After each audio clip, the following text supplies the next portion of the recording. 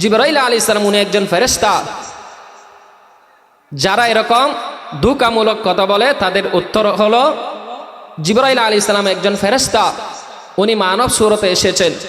ওনাকে যদি কাটা হয় কি বের হবে না? নূর বের হবে না। মানুষের মতো যেহেতু মানব সুরতে এসেছেন, রক্তই বের হবে মানব সুরতের জন্য। যাই হোক, এভাবে যারা ওয়ালা ইন্না তাআতুম বাশারাম মিসলাকুম, স্বয়ং আল্লাহ রাব্বুল আলামিন বলেন, যদি তোমরা তোমাদের মতো কোনো মানুষকে অনুসরণ করতে তোমরা তো ধ্বংস হয়ে যেতে। বুখারী শরীফের হাদিস, আল্লাহর হাবিব সাল্লাল্লাহু আলাইহি ওয়াসাল্লাম বলেন, আইয়ুকুম মিসলি, আমি কি তোমাদের মতো মানুষ না?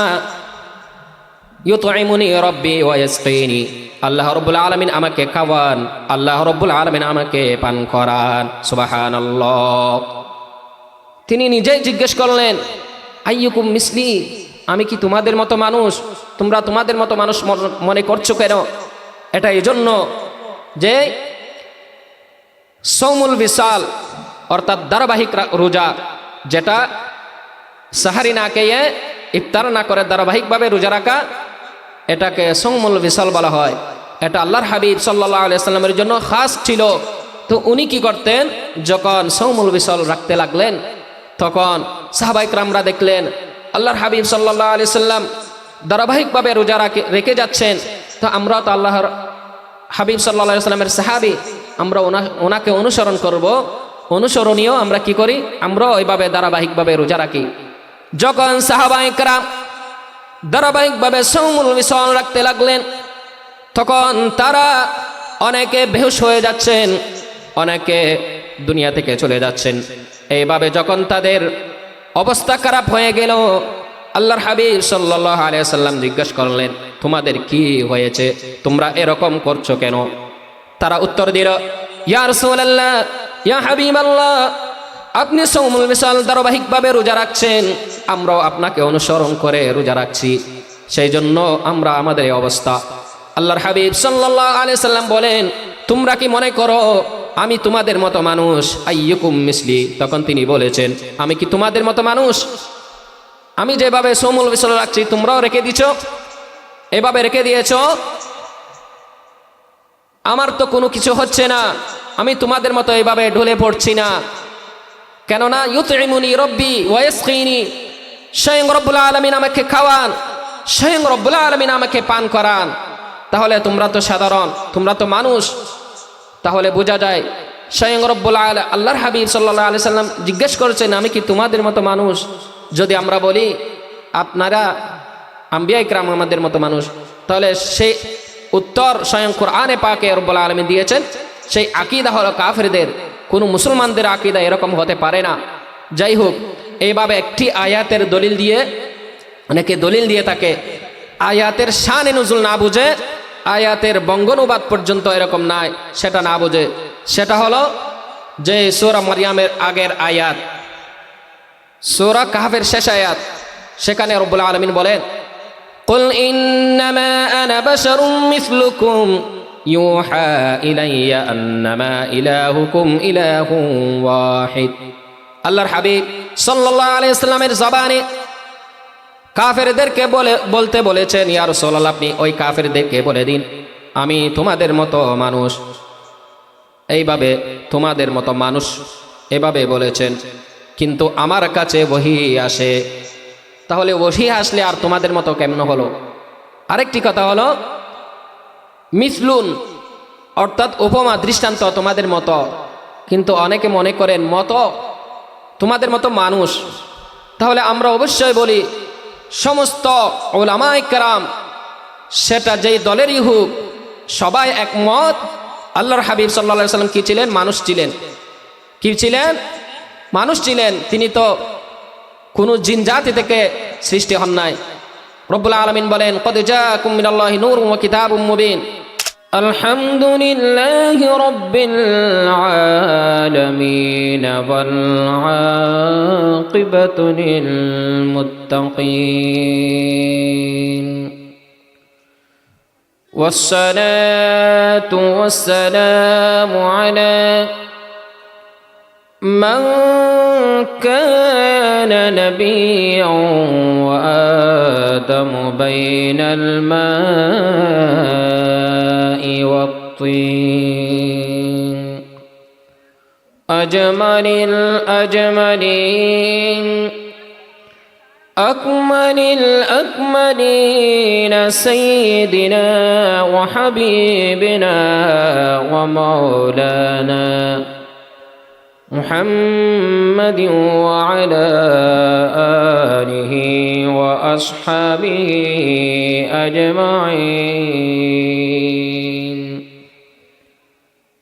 أما بعد فقد قال الله تعالى عز وجل في شان حبيبه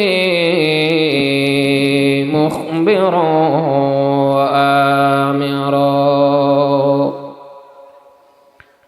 إن الله وملائكته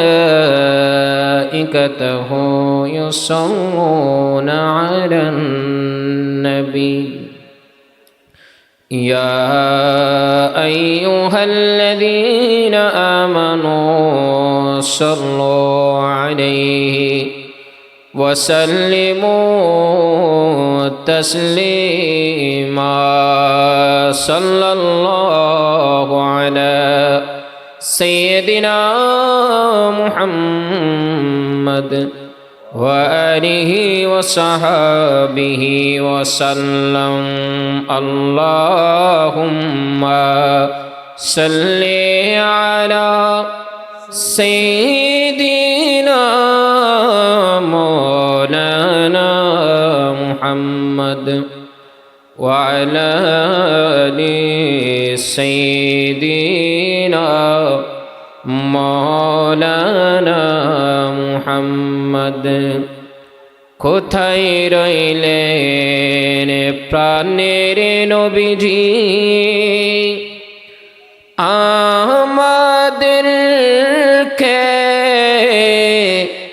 ছাড়িয়া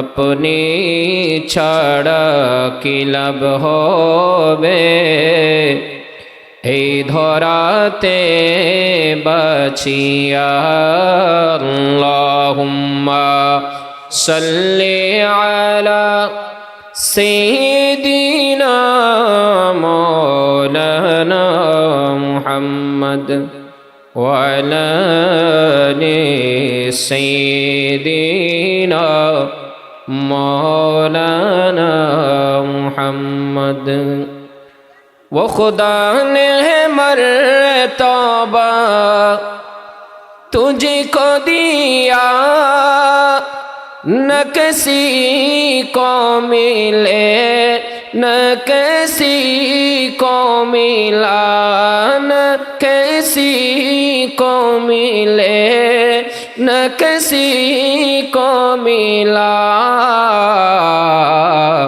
के कलामे मजीद ने खाई शाह तेरे शहर कलामो बाका की कसम है कलामे इलाही में शम्स दुहा अल्लाहुम्मा सल्ली अला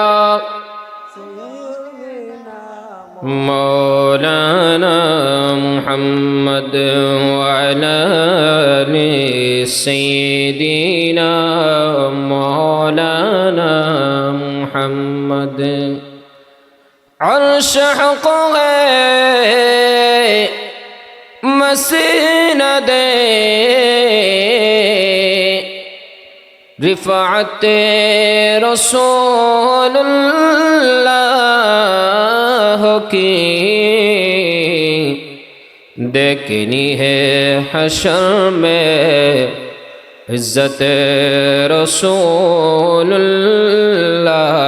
की अल्लाहुम्मा सल्ली अला सय्यिदिना मौलाना मुहम्मद وعلى آل سيدنا مولانا محمد صلاة يا رسول الله عليكم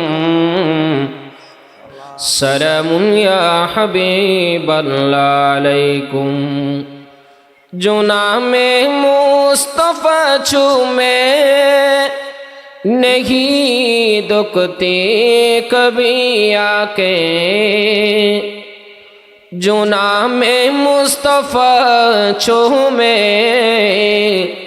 नहीं दुखते कभी आके पहन ले प्यार जो उनका बदन में लाने की होता सलातुन या रसूल अल्लाह अलैकुम सलाम या हबीब अल्लाह अलैकुम मुहब्बत कमली वाले से वो जज्बा है सुनो लोगों मुहब्बत कमली वाले से वो जज्बा है सुनो लोगों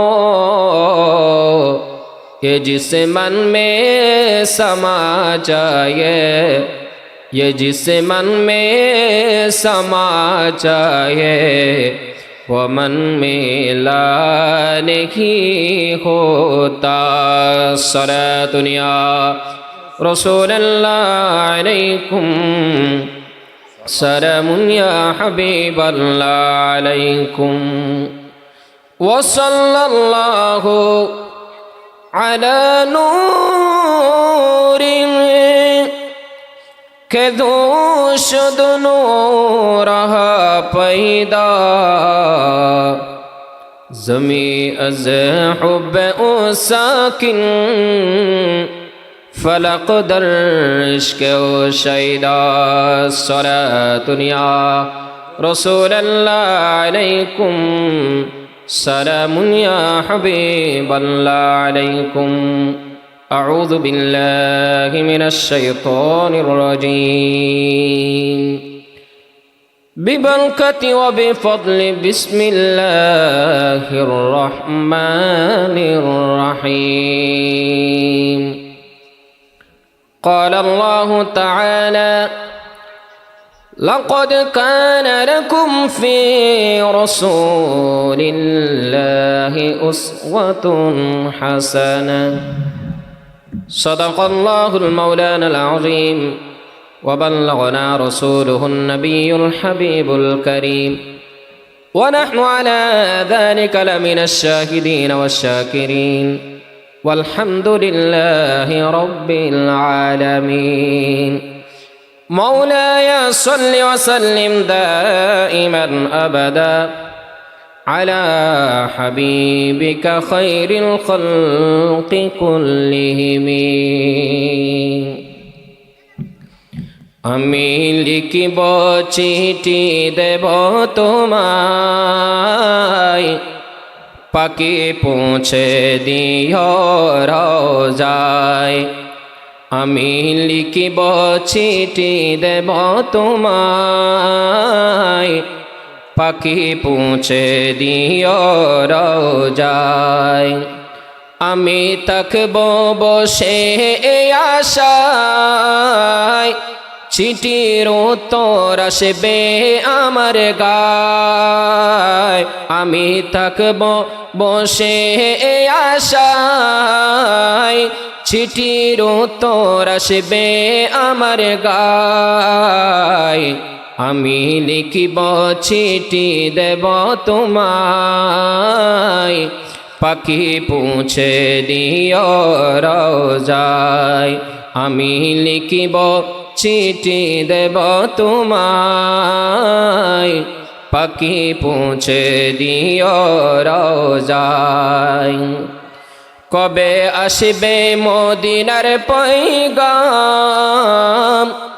গায়ে বাঁধব হাজিদের ঘেরাম কবে আসবে মদিনার পয়গাম, গায়ে বাঁধব হাজিদের রাম। আমি ঘুরব মদিনার চারিপাশ,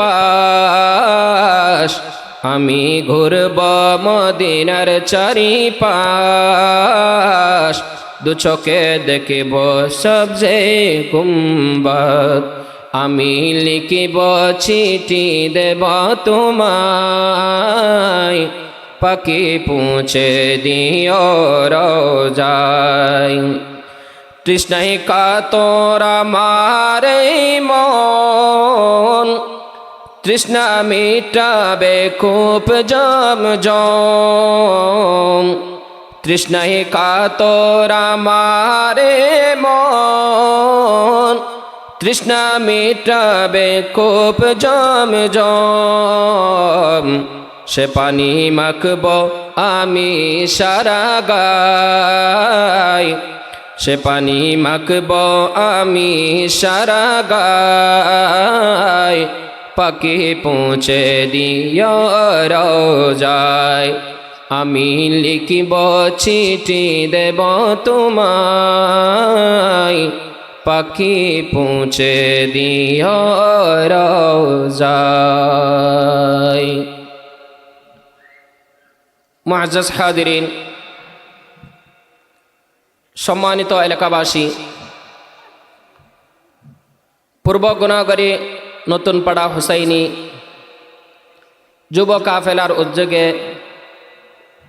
12তম আজিমুশান পবিত্র ঈদ মিলাদুন্নবী সাল্লাল্লাহু আলাইহি ওয়াসাল্লাম উপলক্ষে সুন্নি সম্মেলনের আজকের উদ্বোধক জনাব আলহাজ মোহাম্মদ নিজামুদ্দিন সাহেব,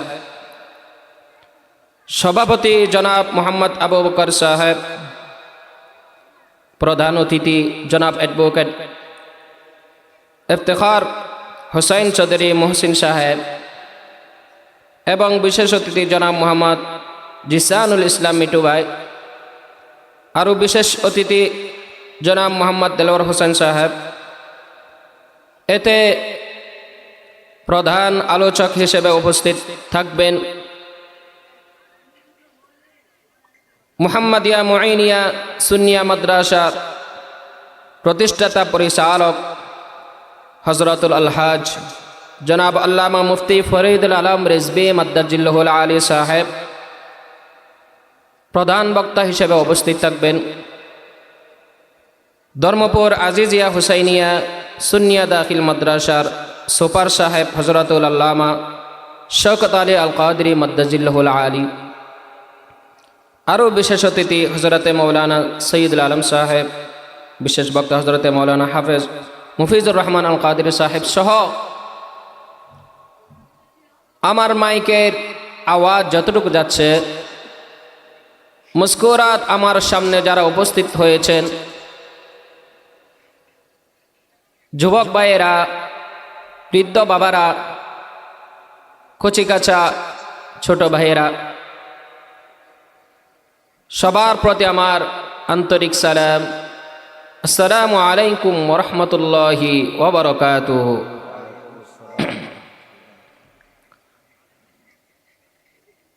আপনাদের এই এলাকার মানুষ খুবই ভাগ্যবান যে এরকম প্রত্যন্ত অঞ্চলে এত সুন্দর একটি মাহফিল, পবিত্র ঈদ মিলাদুন্নবী সাল্লাল্লাহু আলাইহি ওয়াসাল্লাম মাহফিল আপনাদেরকে উপহার দিয়েছেন। এক একজন আপনারা এক একভাবে সাহায্য করেছেন। কেউ আর্থিকভাবে সাহায্য করেছেন, কেউ শারীরিকভাবে, মানসিকভাবে তাদেরকে সহযোগিতা করে এই এলাকার যুবক, ছোট ভাইয়েরা, বৃদ্ধ বাবারা সবাই মিলে এত সুন্দর একটি পবিত্র ঈদ মিলাদুন্নবী সাল্লাল্লাহু আলাইহি ওয়াসাল্লাম মাহফিল উপহার দিয়েছেন। আপনারা বড় ভাগ্যবান। কিয়ামতের ময়দানে আপনারা যদি, আমরা যেই নামাজ পড়ি, রোজা রাখি, জিকির করি, হজ করি, এইগুলার গ্যারান্টি আমরা দিতে পারবো না যে আমরা এগুলার বিনিময়ে জান্নাত পাবো। এমনকি নামাজ কত কষ্ট করে নামাজ পড়া হয়, সেই নামাজ পড়েও কোনো নামাজই বলতে পারবেন না আমি নামাজের বিনিময়ে আল্লাহ আমাকে জান্নাত দিবেন। আল্লাহর রহমত ছাড়া সম্ভব নয়। কিন্তু আল্লাহর হাবিব সাল্লাল্লাহু আলাইহি ওয়াসাল্লামের দরুদ সালাম মাহফিল এমন গ্যারান্টিযুক্ত ইবাদত, যেটাকে আপনি আল্লাহর দরবারে বলতে পারবেন রব্বুল আলামিন আমি দুনিয়াতে অনেক কিছুই করেছি, কোনো নেক আমালের গ্যারান্টি আমার নেই, কিন্তু একটি জিনিস আমি করেছি যেটা অন্তর দিয়ে করেছি, যেটা কখনো ফেরত যায় না, এমন একটি আমল আমি করেছি রব্বুল আলামিন। সেটা হলো দুনিয়াতে থাকতে আমি আপনার হাবিব সাল্লাল্লাহু আলাইহি ওয়াসাল্লামের উপর দরুদ সালাম পেশ করেছি, মিলাদ কিয়াম দরুদ সালাম পড়েছি, এবং সুন্নি উলামায়ে কেরাম যখন আপনার শান ও মান বয়ান করেছেন, যখন তারা সুন্নি সম্মেলন করেছেন, মাহফিল করেছেন, সেখানে গিয়ে উপস্থিত থেকে সেখানে কি করেছে একটু সময় কাটিয়েছি, সেটার গ্যারান্টি দিতে পারবো কিনা? অবশ্যই পারবো ইনশাআল্লাহ। সেটা আমার মন গড়া কথা নয়, সেটা হযরতে আব্দুল হক মুহাদ্দিস দেহলভী রাহিমাহুল্লাহ, আপনারা জানেন, উলামায়ে কেরাম জানেন যে তিনি পুরো ভারতীয় উপমহাদেশে কি করেছেন, ইসলামের জন্য হাদিস শাস্ত্র তিনি নিয়ে এসেছেন পুরো ভারতীয় উপমহাদেশে। হযরতে আব্দুল হক মুহাদ্দিস দেহলভী রাহিমাহুল্লাহ তিনি তার কিতাব আল আখবারুল আখিয়ার নামক একটি কিতাবে তিনি লিখেছেন, 28 নম্বর পৃষ্ঠার মধ্যে তিনি লিখেছেন যে কিয়ামতের ময়দানে আমি রব্বুল আলামিনের দরবারে এমন কোনো কিছু নিয়ে হাজির হতে পারবো, আমি সেটার গ্যারান্টি দিতে পারবো না, কিন্তু আমি আল্লাহর দরবারে একটি বিষয় নিয়ে হাজির হব, সেটা হলো রব্বুল আলামিনকে আমি কিয়ামতের ময়দানে বলবো, হাসরে নাসরে কঠিন মুহূর্তে আমি রব্বুল আলামিনকে বলবো, রব্বুল আলামিন আমি দুনিয়াতে কোনো কিছু করতে পারি নাই, নামাজ পড়েছি সেটার গ্যারান্টি দিতে পারবো না, অনেক কিছু জিকির করেছি, আসকার করেছি, তাসবিহ পড়েছি, তাহলিল পড়েছি, অনেক কিছু ইবাদত করেছি, কোনো কিছুর গ্যারান্টি আমি দিতে পারবো না। রব্বুল আলামিন আজকে আমি দুনিয়াতে থাকতে আপনার হাবিব সাল্লাল্লাহু আলাইহি ওয়াসাল্লামের উপর দাঁড়িয়ে দাঁড়িয়ে মিলাদ কিয়াম করে দরুদ সালাম পড়ে আমি সেটা স্বাদ নিতাম, সেটা আমি কি করতাম, মজা পেতাম, সেটা আমি স্বাদ পেতাম কিয়ামত দুনিয়াতে থাকতে। রব্বুল আলামিন সেটার বিনিময়ে আজকে আপনি আমাকে জান্নাত দান করুন, সুবহানাল্লাহ। হযরতে আব্দুল হক মুহাদ্দিস দেহলভী উনার মতো ব্যক্তি সমস্ত মুসলমান যারা হাদিস শাস্ত্র মানেন, সমস্ত মুসলমানদের হাদিস শাস্ত্র যারা মানেন সবার গুরু, সেটা উনি শুধুমাত্র যে আমরা যারা সুন্নি বলি তাদের গুরু নয়, দেওবন্দি তাদের গুরু, তারা ওনাকে কি করেন, ভালোভাবে মান্য করেন, ওনাদের উপরস্থ উপরে কি রয়েছেন, উনি রয়েছেন। এইভাবে ওনার মতো একজন ব্যক্তি যদি আল্লাহর হাবিব সাল্লাল্লাহু আলাইহি ওয়াসাল্লামের উপর দরুদ সালাম মিলাদ কিয়াম করে এরকম কি পান, সেটার গ্যারান্টি দেন আল্লাহর দরবারে, সেটা দেখাবেন, তাহলে আমরা তো সাধারণ মানুষ, আমরা আল্লাহর হাবিব সাল্লাল্লাহু আলাইহি ওয়াসাল্লামের ভালোবাসায় অনেক কিছু করার চেষ্টা করি। আল্লাহ রাব্বুল আলামিন অবশ্যই আমাদেরকে কি করবেন, সেটার বিনিময় কিয়ামতের ময়দানে উত্তম হিসেবে দান করবেন, সুবহানাল্লাহ। আল্লাহ রাব্বুল আলামিন আমাদেরকে কিয়ামতের ময়দানে আল্লাহর হাবিব সাল্লাল্লাহু আলাইহি ওয়াসাল্লামের শাফাত কুবরা নসিব করুন, বলুন আমিন। যাই হোক, এইভাবে এই মাহফিলে যারা করেছেন তারা তো এসেছেন, এবং যারা হয়তো কমিটির মধ্যে নাই অথবা বিভিন্ন ব্যস্ততা রয়েছেন, আপনারা যদি সরাসরি হাজির হয়ে যদি মাহফিলের মধ্যে থাকেন সেটা, এবং আপনি সেখান থেকে যেখানে আছেন সেখান থেকে শোনা সেটা 1000 গুণ বেশ কম রয়েছে। আপনি উপস্থিত হলে সওয়াব পাবেন। সেই জন্য যারা বিভিন্ন জায়গায় দোকানে ঘরের মধ্যে ঘোরাফেরা করছেন তারা সেখানে ঘোরাফেরা না করে আল্লাহর হাবিব সাল্লাল্লাহু আলাইহি সাল্লামের যে মাহফিলের প্যান্ডেল, জান্নাতের নিশানা, জান্নাতের ছায়াতলে আপনারা কি করুন, চলে আসুন, আপনাদেরকে আহ্বান করা হচ্ছে। আল্লাহর হাবিব সাল্লাল্লাহু আলাইহি সাল্লাম ওনার মিলাদ পাক, মিলাদের মাহফিল, সুন্নি সম্মেলন। তো আমরা যদি রাসূলুল্লাহ সাল্লাল্লাহু আলাইহি সাল্লামের মিলাদ পাক আলোচনা করতে যাই, আমাদেরকে সর্বপ্রথম ওনার বাল্যকাল নিয়ে একটু আলোচনা করতে হয়। যে ছোটবেলায় তিনি কেমন ছিলেন, তিনি কি করতেন, ওনার আব্বা আম্মা কেমন ছিলেন, তারা কত বছর বয়সে আল্লাহর হাবিব সাল্লাল্লাহু আলাইহি সাল্লাম দুনিয়াবিভাবে এতিম হয়ে গিয়েছিলেন, সেই বিষয়গুলা চলে আসে। এরপর অন্য বিষয়, যাই হোক, পবিত্র কোরআনের যে আয়াত কানা তিলাওয়াত করেছি, সে আয়াত কানা রয়েছে সূরাতুল আহজাবের 21 নম্বর আয়াত। সে আয়াত নাজিল করে আল্লাহর হাবিব সাল্লাল্লাহু আলাইহি সাল্লামের উপর নাজিল করে রব্বুল আলামিন তার বান্দাদের উদ্দেশ্যে বললেন। রব্বুল আলামিন বলেন, লাকাদ কানা লাকুম ফি রাসূলিল্লাহি উসওয়াতুন হাসানাহ। রব্বুল আলামিন তার বান্দাদের উদ্দেশ্য করে বলেন, হে আমার বান্দারা, তোমরা শুনে রাখো, আমার হাবিব সাল্লাল্লাহু আলাইহি সাল্লামের কাছে তোমাদের জন্য রয়েছে উত্তম আদর্শ, অনুসরণীয় তোমাদের জন্য আল্লাহর হাবিব সাল্লাল্লাহু আলাইহি সাল্লামই উত্তম। সুবহানাল্লাহ।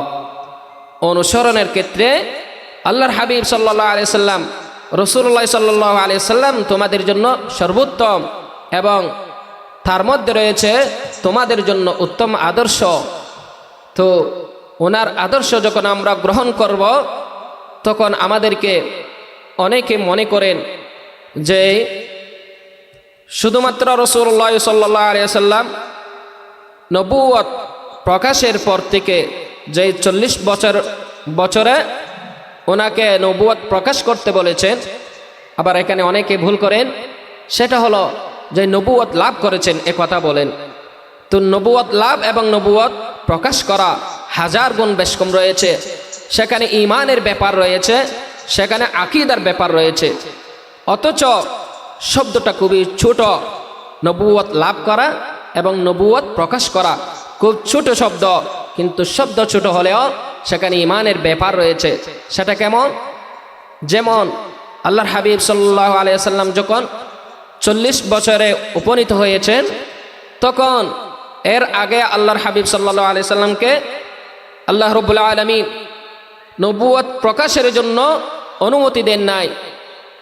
যখন সাধারণভাবে দুনিয়াবিভাবে মানুষ যখন 40 বছরে উপনীত হয়, তখন তার বুদ্ধি, তার বিবেক সব সম্পূর্ণ পূর্ণ হয়ে যায়। সেই হিসেবে দুনিয়াবি হিসেবে আল্লাহর হাবিব সাল্লাল্লাহু আলাইহি সাল্লামকে রব্বুল আলামিন 40 বছরে যখন উপনীত হলো, তখন রব্বুল আলামিন বলেন, ইয়া রাসূলুল্লাহ, আপনি এখন থেকে আপনার নবুয়ত প্রকাশ করুন। আপনাকে যে নবী বানানো হয়েছে, ওনাকে তো নবী বানানো হয়েছে সৃষ্টি থেকেই নবী।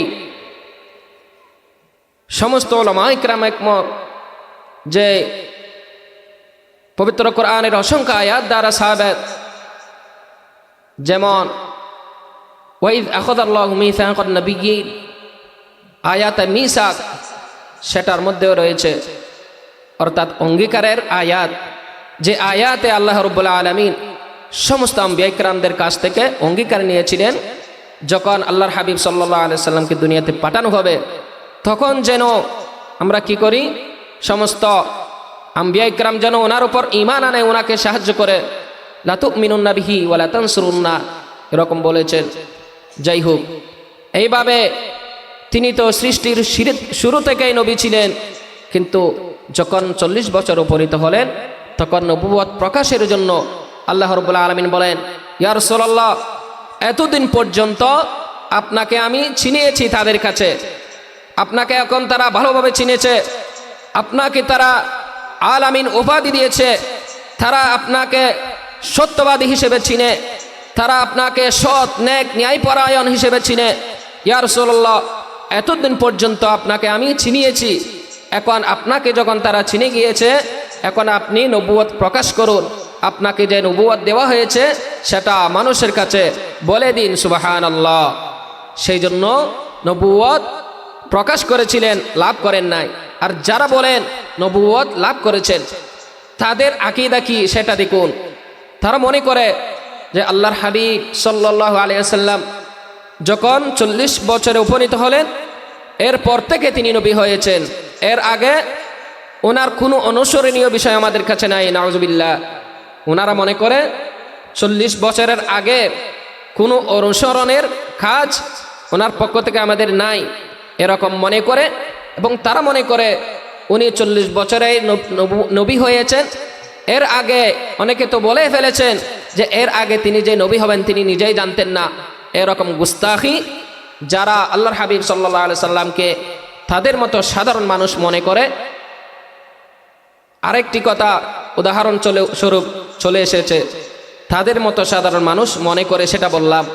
তো এই আকীদা যারা আম্বিয়া কিরামদেরকে তাদের মতো মানুষ মনে করত যুগে যুগে, এই যুগে নয়, আমরা তো এখন দেখছি যে কিছু মানুষ আছে আম্বিয়া কিরামদেরকে, এমনকি রাসূলুল্লাহ সাল্লাল্লাহু আলাইহি সাল্লামকে তাদের মতো মানুষ মনে করে। আমরা তো এখন দেখছি, এটা শুধুমাত্র এখনের বিষয় নয়, এটা যুগ যুগ ধরে একদল মানুষ আম্বিয়া কিরামরা যখন নবুয়ত প্রকাশ করতেন, তাদের নবুয়তের কথা বলতেন, আল্লাহর ওয়াহদানিয়তের কথা বলতেন, তারা বলতেন আপনারা তো আমাদের মতো মানুষ। আমরা সবাই সূরাত ইয়াসিন পড়েছি। সূরা ইয়াসিনের 15 নম্বর আয়াতে রব্বুল আলামিন বলেন, ক্বালু মা আনতুম ইল্লা বাশারুম মিছলুনা ওয়া মা আনজালার রাহমানু মিন শাইইন আনতুম ইল্লা তাকযিবুন। আল্লাহ রাব্বুল আলামিন বলেন, ক্বালু, তারা বলল, মা আনতুম ইল্লা বাশারুম মিছলুনা, তারা তো আমাদের মতো মানুষ, তারা তো আমাদের মতো মানুষ ছাড়া অন্য কিছুই নয়, তাদেরকে কেন আমরা নবী হিসেবে মানব? নাউজুবিল্লাহ। উচ্চাও যে বলি নাউজুবিল্লাহ। কারা বলতো? ক্বালু, কর ফাইল হলো কাফেররা। কাফেররা যুগে যুগে আম্বিয়া কিরামদেরকে যখন তারা আল্লাহর ওয়াহদানিয়তের কথা বলতেন, তখন তারা কি করতেন? আম্বিয়া কিরামদেরকে তাদের মতো মানুষ বলতেন। তাহলে এটা এই যুগে নয়, সেই যুগও ছিল একদল মানুষ। তারা কারা? পবিত্র কোরআনে এসেছে, মা আনতুম ইল্লা বাশারুম মিছলুনা। কাফেররাই বলতো। জিবরাইল আলাইহিস সালাম উনি একজন ফেরেশতা। যারা এরকম ধোঁকামূলক কথা বলে তাদের উত্তর হলো, জিবরাইল আলাইহিস সালাম একজন ফেরেশতা, উনি মানব সুরতে এসেছেন। ওনাকে যদি কাটা হয় কি বের হবে না? নূর বের হবে না। মানুষের মতো যেহেতু মানব সুরতে এসেছেন, রক্তই বের হবে মানব সুরতের জন্য। যাই হোক, এভাবে যারা ওয়ালা ইন্না তাআতুম বাশারাম মিসলাকুম, স্বয়ং আল্লাহ রাব্বুল আলামিন বলেন, যদি তোমরা তোমাদের মতো কোনো মানুষকে অনুসরণ করতে তোমরা তো ধ্বংস হয়ে যেতে। বুখারী শরীফের হাদিস, আল্লাহর হাবিব সাল্লাল্লাহু আলাইহি ওয়াসাল্লাম বলেন, আইয়ুকুম মিসলি, আমি কি তোমাদের মতো মানুষ না? ইউতঈমুনি রাব্বি ওয়া ইয়াসকিনি, আল্লাহ রাব্বুল আলামিন আমাকে খাওয়ান, আল্লাহ রাব্বুল আলামিন আমাকে পান করান। সুবহানাল্লাহ।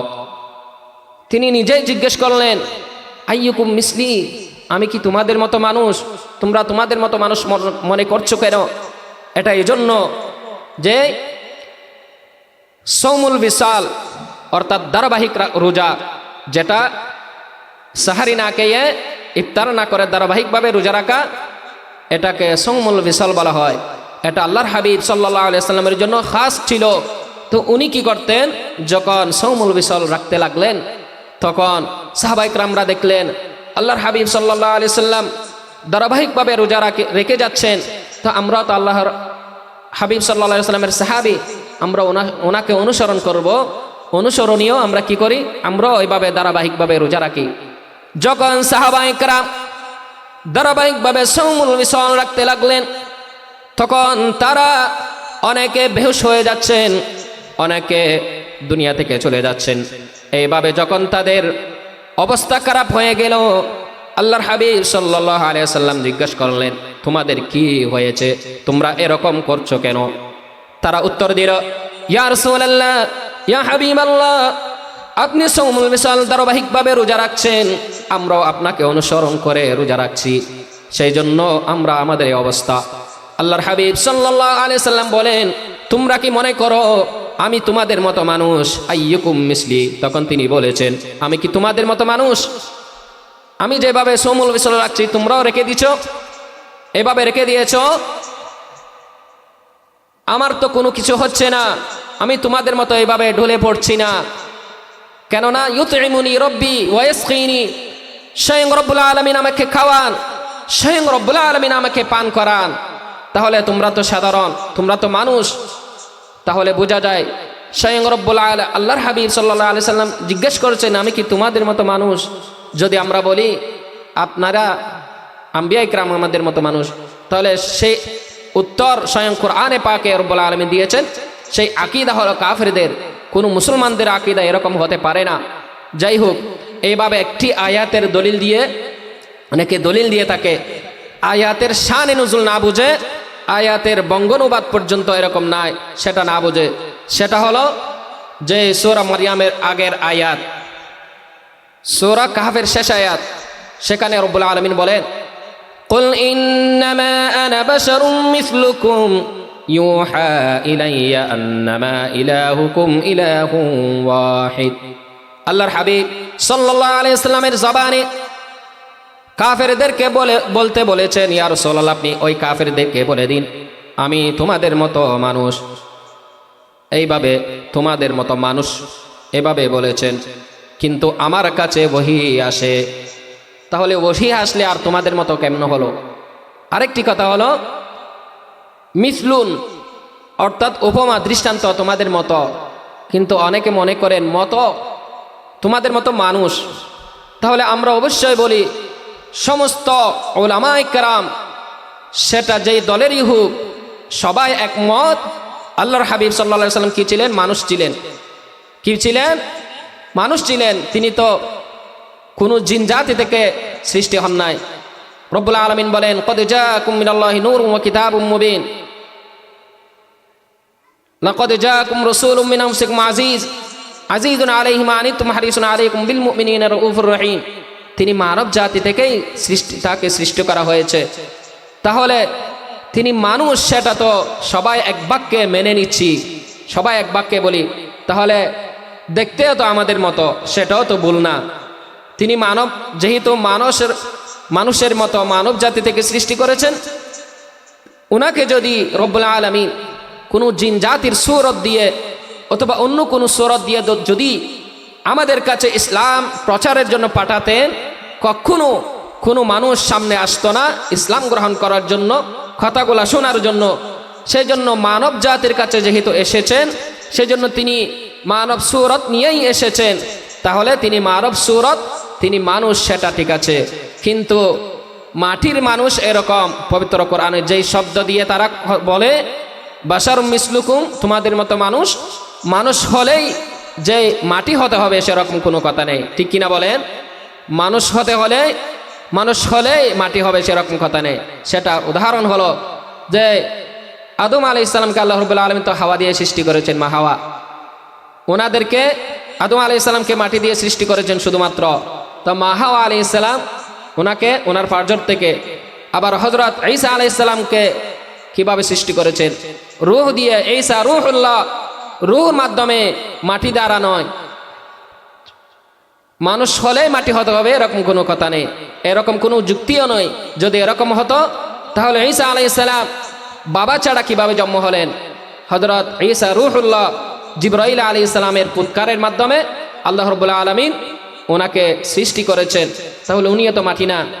এইভাবে সবাইকে আল্লাহ মানুষও মিন নুতফাতিন বলেছেন, নুতফা থেকে সৃষ্টি করেছেন বলেছেন মানব জাতির ব্যাপারে।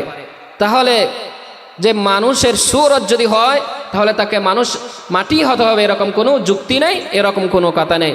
সেই জন্য এই আয়াত যারা অপব্যাখ্যা করে, অনেকগুলো আয়াত আমি যেগুলোর দলিল দিয়েছি যে আল্লাহর হাবিব সাল্লাল্লাহু আলাইহি সাল্লাম সাধারণ মানুষ নয়, আমাদের মতো মানুষ নয়, তিনি বেমেসাল মানুষ।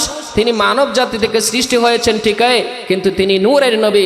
সেজন্য আল্লাহ রাব্বুল আলামিন বলেন, قد جاءكم من الله نور وكتاب مبين, তোমাদের কাছে এসেছে নূর ওয়া কিতাবুম মুবিন, এবং স্পষ্ট কিতাব। নূর হলো আল্লাহর হাবিব সাল্লাল্লাহু আলাইহি সাল্লাম। সমস্ত যেই তাফসীরগুলো রয়েছে, কোরআনের যে তাফসীরগুলো রয়েছে, 90% যে তাফসীরের মধ্যে আল্লাহর হাবিব সাল্লাল্লাহু আলাইহি সাল্লাম নূর দ্বারা, নূরে মুহাম্মাদি সাল্লাল্লাহু আলাইহি সাল্লাম বলেছেন। সুবহানাল্লাহ। মুফাসসিরিন ইকরাম তারা যদি নূর দ্বারা আল্লাহর হাবিব সাল্লাল্লাহু আলাইহি সাল্লামের নূর হিসাব করে, তাহলে মাটি বলা বা অন্য কিছু বলা, সেটা আমরা কেন নিজের থেকে এরকম বলবো?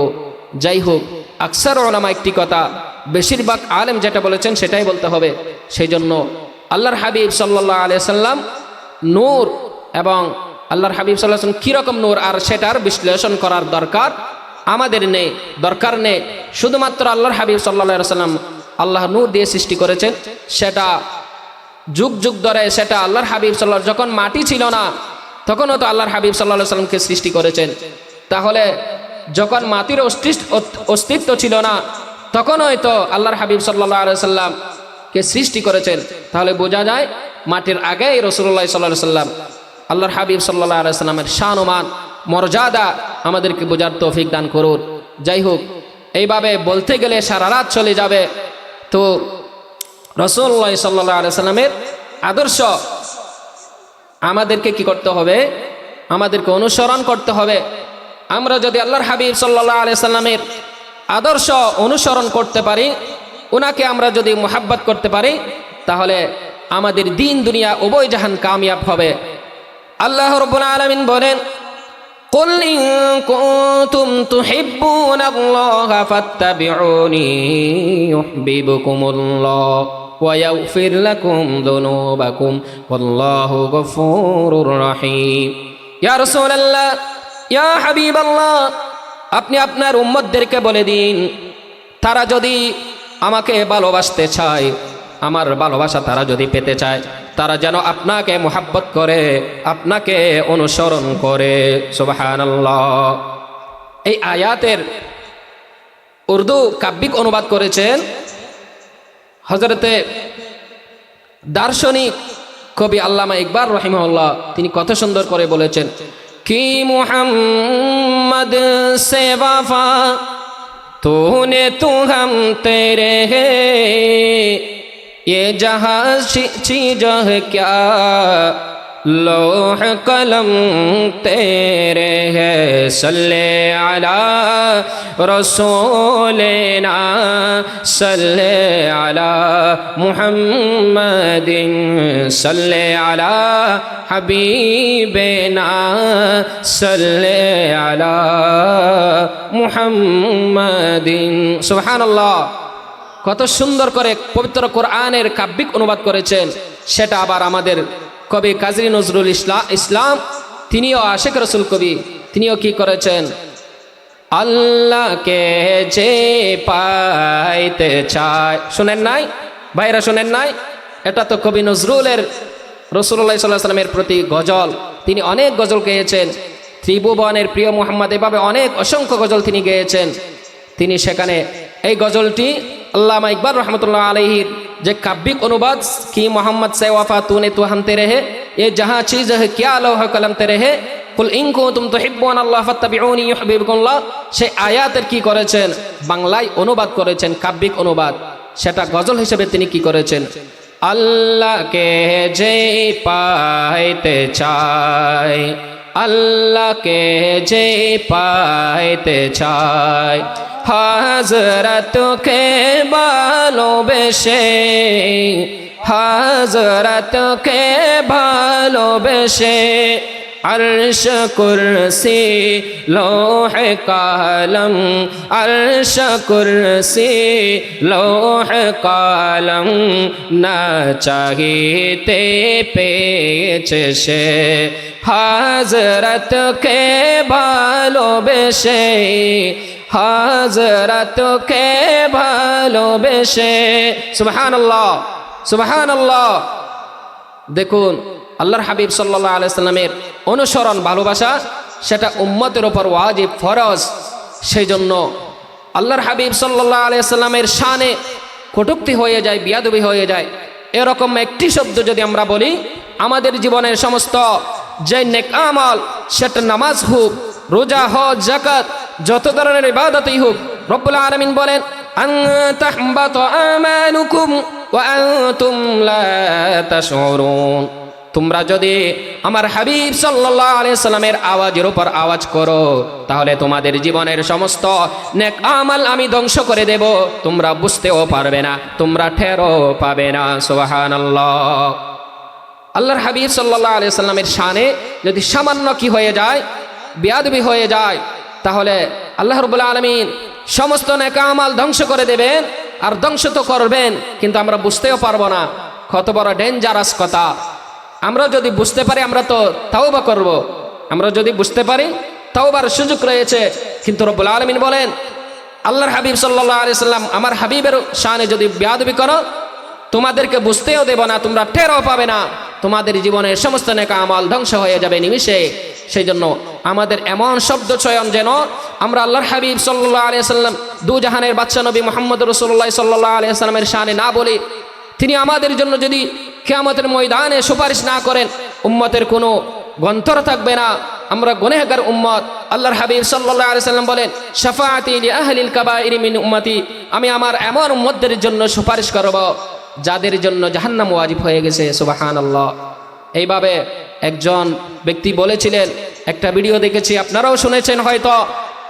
সে বলেছে যে আল্লাহর হাবিব সাল্লাল্লাহু আলাইহি সাল্লাম নাকি হঠাৎ করে আসলেন, হঠাৎ করে এসে ঘরে হযরতে মা ফাতিমাতুজ জাহরা রাদিয়াল্লাহু তাআলা আনহাকে বলতে লাগলেন, হে আমার বেটি এদিকে আসো, শুনো যে কিয়ামতের ময়দানে তোমার বাবা হিসেবে আমার করার কিছুই থাকবে না, তুমি নেক আমল করো, তোমার আমল নিয়ে তোমাকে জান্নাতে যেতে হবে, আমার নিজেরও সেই দিন আমি চিন্তিত থাকবো। নাউজুবিল্লাহ, মাআযাল্লাহ, নাউজুবিল্লাহ বলেন।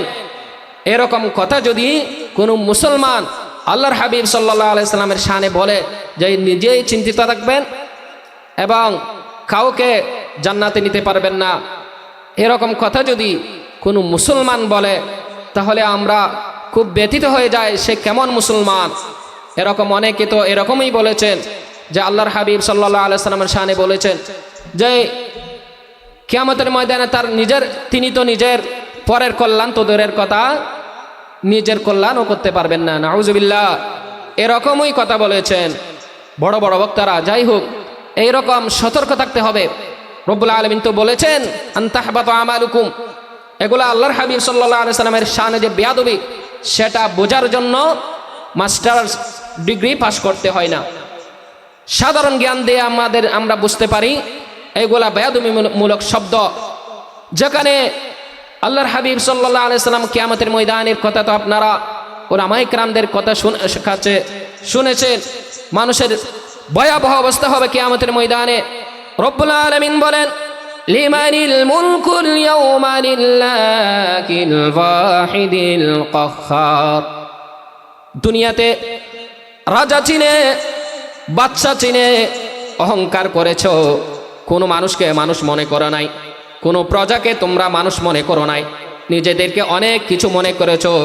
এই দুনিয়ার রাজা বাদশার আজকে তোমরা কোথায়? তোমরা কোথায়? আজকে আমার দিন, তোমরা আমার সামনে আসো। আল্লাহ রাব্বুল আলামিন বলেন লিমানিল মুলকুল ইয়াউম, আজকে আমার দিন। সেদিন রব্বুল আলামিন অনেক কখারিয়াত অবস্থায় থাকবেন, রাগান্বিত অবস্থায় থাকবেন। লিল্লাহিল ওয়াহিদিল কাহ্হার। সুবহানাল্লাহ। আল্লাহ রাব্বুল আলামিন সেদিন কিয়ামতের ময়দানে কখারিয়াতের অবস্থায় থাকবেন, রাগান্বিত অবস্থায় থাকবেন। সমস্ত আম্বিয়া ইকরাম তারা ইয়া নাফসি ইয়া নাফসি করবে। সমস্ত আম্বিয়া ইকরামদের উম্মতরা তাদের নবীদের কাছে যাবে।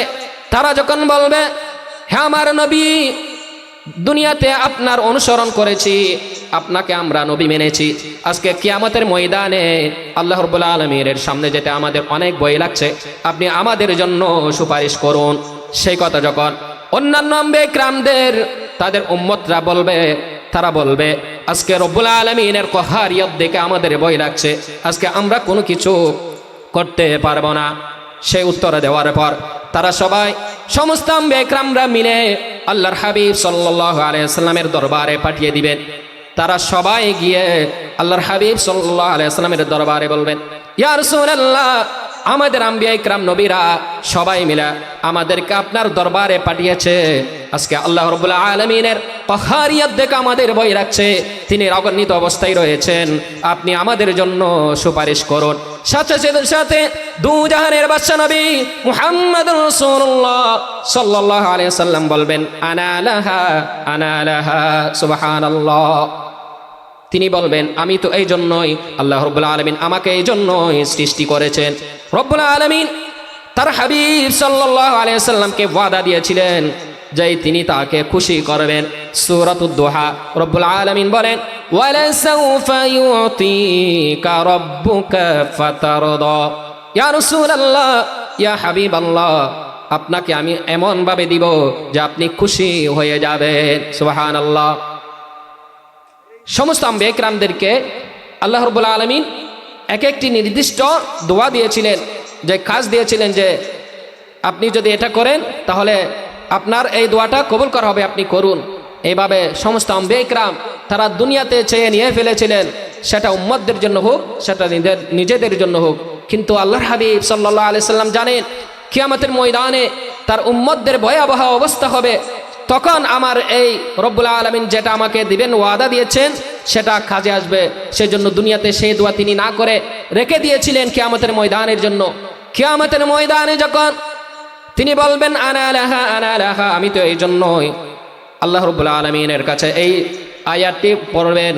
রব্বুল আলামিন আপনি পবিত্র কোরআন নাজিল করে আপনি আমাকে বলেছেন, ওয়ালা সাউফা ইউতিকা রাব্বুকা ফাতারদা, আপনি আমাকে এমন দিবেন যে আমি খুশি হয়ে যাব। রব্বুল আলামিন আজকে আমি কোনো কিছুই চাই না, এমন কঠিন মুহূর্তে আপনি আমার সুপারিশ আমার উম্মতদের পক্ষে কবুল করুন। সুবহানাল্লাহ। তখন যে আল্লাহ ওয়াদা দিয়েছিলেন সেটা তো অবশ্যই পূরণ করবেন। সেই জন্য ওয়ালা সাউফা ইউতিকা রাব্বুকা ফাতারদা, তিনি বলেছেন, আমি আজকে ইয়া রব্বুল আলামিন আপনি যদি আমার সুপারিশ কবুল করুন তাতে আমি খুশি হয়ে যাব, সন্তুষ্ট হয়ে যাব। সেই জন্য আল্লাহর হাবিব সাল্লাল্লাহু আলাইহি সাল্লাম কে আল্লাহ রাব্বুল আলামিন বলেন, তখন দুজাহানের বাদশা নবী মুহাম্মদুর রাসূলুল্লাহ সাল্লাল্লাহু আলাইহি সাল্লাম রব্বুল আলামিনের কুদরতি কদম মুবারকে সিজদায় লুটিয়ে পড়বেন।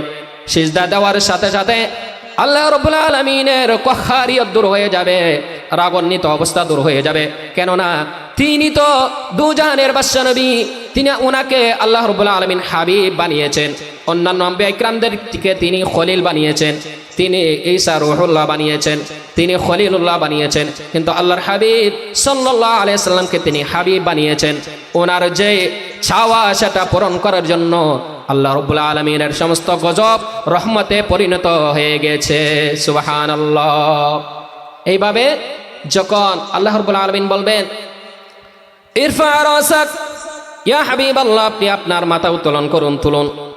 ইশফা তুশাফা, আপনি আপনার সুপারিশ যাদের জন্য দরকার সবাইকে আপনি সুপারিশ করে জান্নাতে নিয়ে যান। সুবহানাল্লাহ। তাহলে আল্লাহর হাবিব সাল্লাল্লাহু আলাইহি ওয়াসাল্লাম বলেন, শাফাআতিনি আহলিল কাবাইরি মিন উম্মতি, এগুলো সব সিহাসিত্তার কিতাবের হাদিস। আল্লাহর হাবিব সাল্লাল্লাহু আলাইহি ওয়াসাল্লাম বলেন, আমি আমার এমন উম্মতদের জন্য সুপারিশ করব যাদের জন্য জাহান্নাম ওয়াজিব হয়ে গেছে, লি আহলিল কাবাইরি, কবিরা গুনাহ করে ফেলেছেন। যাই হোক, তো এরকম আবার আমাদের এটা মনে করা যাবে না যে আল্লাহর হাবিব সাল্লাল্লাহু আলাইহি ওয়াসাল্লাম তো আমাদের জন্য সুপারিশ করবেন আর আমরা নামাজ দোয়া না পড়ি, আমরা গুনাহ করতে থাকি, এরকম সেটা নয়। মানুষ তো গুনাহগার, গুনাহ হয়ে যায়, গুনাহ করার পর আমরা তো আবার তওবা করি। তাহলে আমাদের নিয়ত যদি সঠিক থাকে তাহলে মানুষ গুনাহগার হোক, একদিন আল্লাহর হাবিব সাল্লাল্লাহু আলাইহি ওয়াসাল্লাম জান্নাতে সুপারিশ করে নিয়ে যাবেন। তাহলে এটা তো রাসূলুল্লাহ সাল্লাল্লাহু আলাইহি ওয়াসাল্লামের কথা, তিনি ওনার সুপারিশ ছাড়া আমরা উম্মতদের কোনো গন্তর থাকবে না। সেটা শায়ের কত সুন্দর করে বলেছেন, মুসিবতে না পাই যদি, মুসিবতে না পাই যদি করুণা তোমার, কবরে হাসরে কি হবে আমার, কবরে হাসরে কি হবে আমার। মুসিবতে না পাই যদি, মুসিবতে না পাই যদি করুণা তোমার, কবরে হাসরে কি হবে আমার। কবরে হাসরে কি হবে আমার। আছি গো ডুবে আমি পাপেরি সাগরে, সুবহানাল্লাহ বলেন না।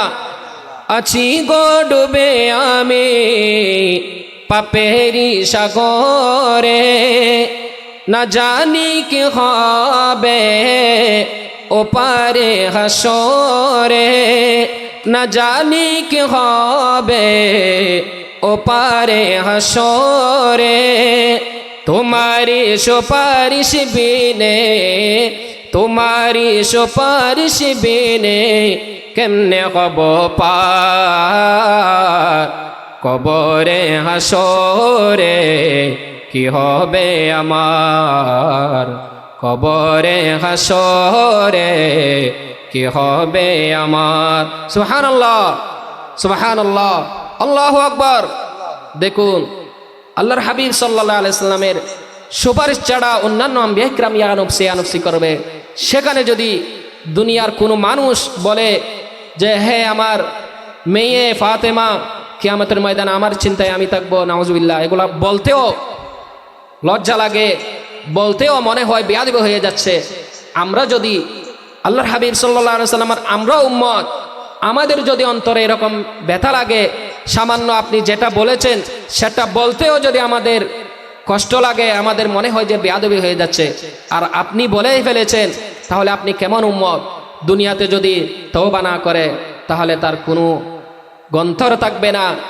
আমরা তাকে আর কিছু না বললেও বড় ধরনের দুর্ভাগা বলতে পারি। তারা বড় দুর্ভাগা যারা রাসূলুল্লাহ সাল্লাল্লাহু আলাইহি সাল্লামের শান এরকম কথা বলেছে যে রাসূলুল্লাহ সাল্লাল্লাহু আলাইহি সাল্লাম ওনার নিজেরা কি হবে তিনি জানেন না। আরে মা ফাতিমাতুজ জাহরা রাদিয়াল্লাহু তাআলা আনহা যার কথা বলেছেন, তিনি তো জান্নাতের সরদারিনী। কিয়ামতের ময়দানে সমস্ত মহিলাদের জান্নাতের সরদারিনী হবে তো উনি, যার শানে বলেছ কিছু করতে পারবে না। যদি এরকম হয় তাহলে কত বড় দুর্ভাগ্য কথা। যাই হোক, এইভাবে আমাদের উচিত এমন শব্দ চয়ন আমরা যেন না করি। যেমন হিজরত, হিজরতের কথা আপনারা শুনেছেন, এটা আল্লাহর আদেশেই হয়েছে। পবিত্র কোরআনের সূরাতুন নাজম আল্লাহ রাব্বুল আলামিন বলেন, ইন হুয়া ইল্লা ওয়াহয়ুন ইউহা। আমার রাসূল কোন মন গড়া কথা বলেন না, তিনি যা বলেন সবগুলো রব্বুল আলামিনের ওহী। সুবহানাল্লাহ, সবগুলো ওহী। তিনি যত কথা বলেন সবগুলা না হয় কোরআন না হয় হাদিস। ওহিয়ে মাতলু, ওহি দুই প্রকার, ওহি দুই প্রকার, ওহিয়ে মাতলু, ওহিয়ে গায়র মাতলু। না হয় সেটা ওহিয়ে মাতলু হবে, না হয় সেটা ওহিয়ে গায়র মাতলু হবে। ওহিয়ে মাতলু হলো পঠিত ওহি, যেমন কোরআন, সেটা হলো সরাসরি ওহি, পঠিত ওহি।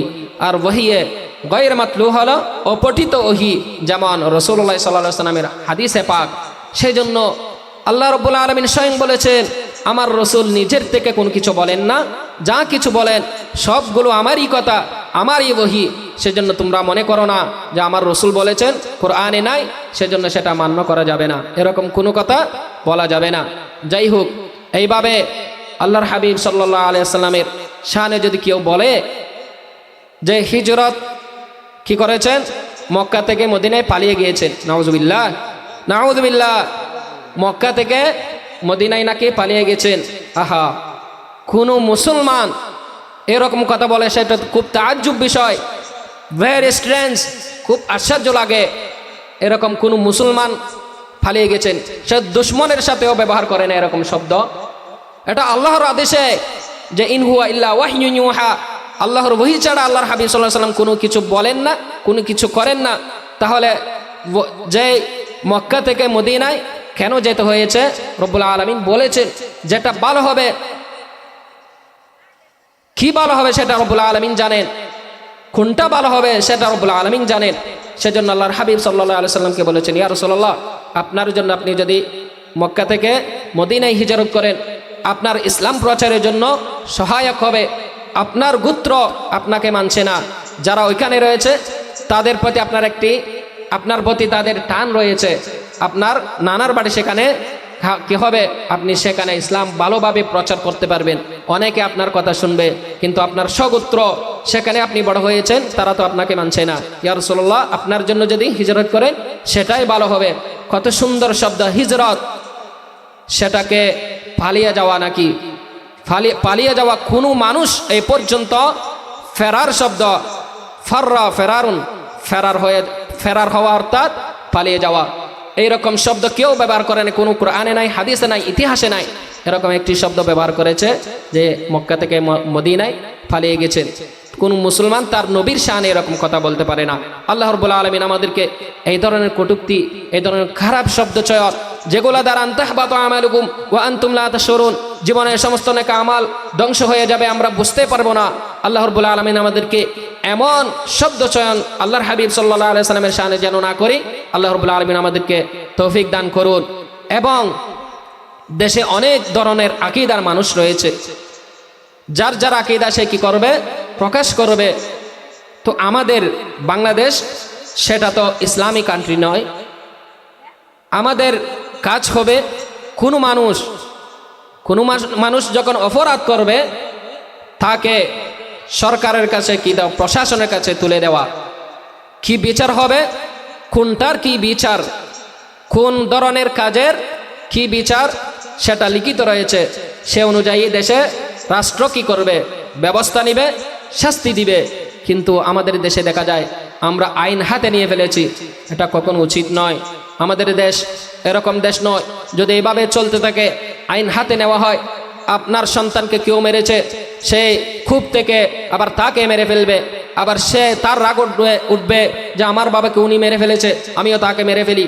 এভাবে তো কাটাকাটি মারামারি হতেই থাকবে, এটা তো কিয়ামতের ময়দান হয়ে যাবে।